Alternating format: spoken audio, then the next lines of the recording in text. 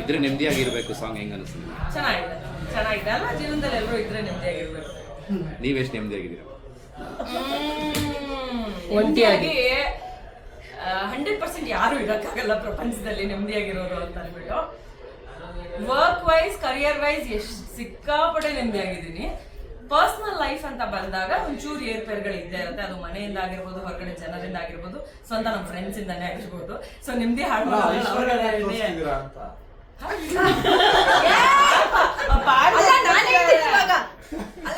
ಇದ್ರೆ ನೆಮ್ಮದಿಯಾಗಿರ್ಬೇಕು. ಇವಾಗ ಮೋಸ್ಟ್ ನೆಮ್ಮದಿ ಯಾರು ಗೊತ್ತಾ? ನೀವೆಲ್ಲ ನೆಮ್ಮದಿಯಾಗಿರ್ಬೇಕು.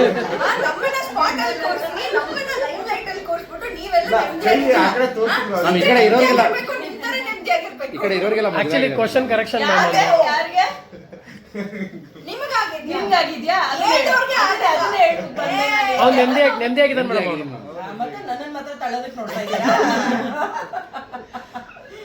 ಇಲ್ಲ, ಸಾಂಗ್ ತುಂಬಾ ಚೆನ್ನಾಗಿದೆ. ಅದರಲ್ಲೂ ನಮ್ಮ D boss song extra love super.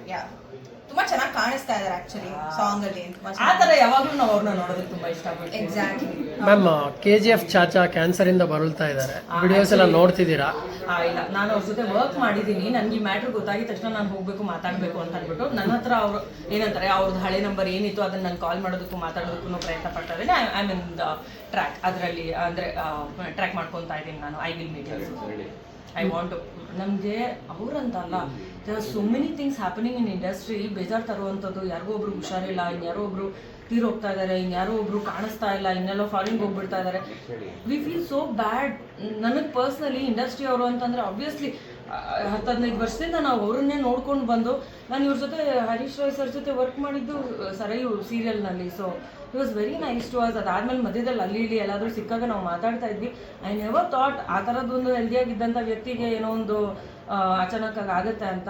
I am so sad. ಎಲ್ಲರೂ ಸಾಧ್ಯ ಆದಷ್ಟು ಹೆಲ್ಪ್ ಮಾಡೋಣ. Thank you ma'am.